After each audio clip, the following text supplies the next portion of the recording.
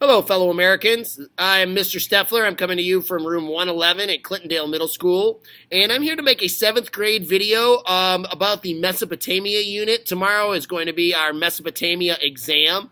All things about Mesopotamia are available in chapters 4, 5, and 6 that are on Edmodo for reading the chapter purposes. Also, notes for Mesopotamia are due tomorrow as well. Just want to talk a little bit about some of the facts about Mesopotamia from your test review worksheet. Your test review worksheet here is going to be due tomorrow. And so let's just start talking about what Mesopotamia is. It is in current Iraq. So if you've had a family member that have served in the Iraq War, they've been to Mesopotamia. Mesopotamia is known as the Fertile Crescent. And one of the things that early Mesopotamia is known for is their early form of writing called cuneiform. Cuneiform helped them tally things up, and it was like written on clay with like a wedge pen that would make shapes. Mesopotamia is known for its polytheistic religion, meaning having many gods. And they worshipped their many gods at a ziggurat, which was in the middle of the city. And the ziggurat was usually built by the king and maintained by the king, but it was dedicated to the gods. Mesopotamia really starts out, as you know, it's the land between two rivers. And because those rivers flood, there's a lot of water, but that water needed to be controlled, and that's really how civilization got started, through the control of this water and the efforts of the people who had to control this water to maintain their stable food supply through farming. And then they had to cooperate with each other because there was only so much water and it had to be shared. And sometimes this cooperation would lead to conflict. And this is how we go from having city-states, which were independent cities that had their own farmland, into having empires. And so the end of the chapter, we talked about empires. We talked about how the city-states would come into conflict with each other over water.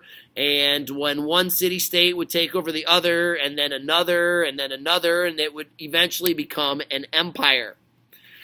So the Tigris and Euphrates River provide most of the food and water necessary to support this civilization.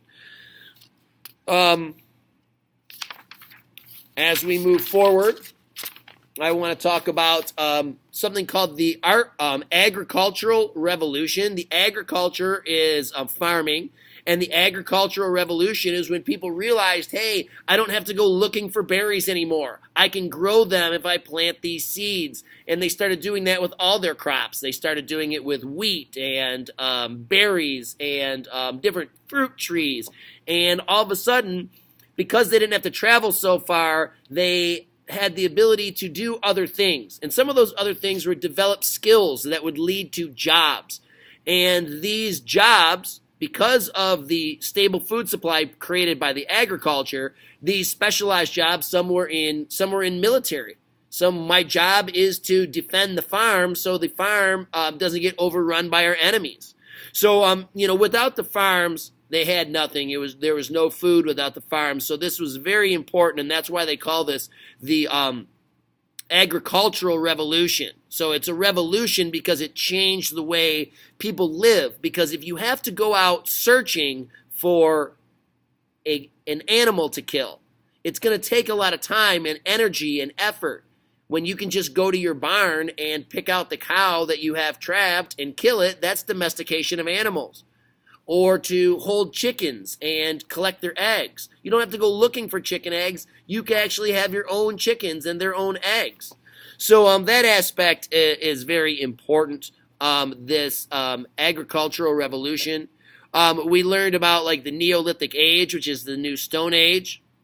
We've learned about Hammurabi, a famous king who had a code of laws. We learned about Sargon, who was a famous general who would tear down the walls of other city-states so they couldn't defend themselves against him, which made him the emperor.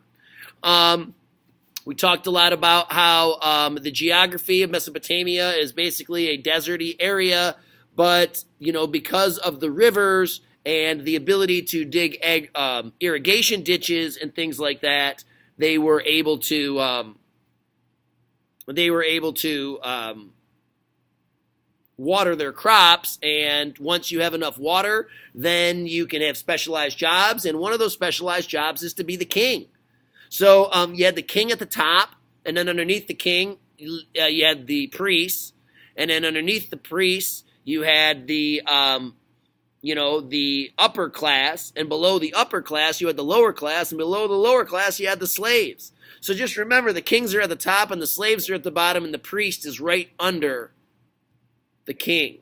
Okay, so I would say that all this art and religion and technology all comes together to make a civilization, and that this civilization had laws, even though the laws were not always equal. Like the king didn't have to follow the same laws as like the underclass or the lower class or the slaves, but there was laws, and this was during a time period known as the Neolithic Age, and I think it kind of went into the Bronze Age, where they started to make tools or weapons out of metal. So there's going to be a map on the back of this paper, and I hope that you study. I hope that you turn in your work tomorrow. So study hard on Mesopotamia, and God bless you, and God bless America. Boom.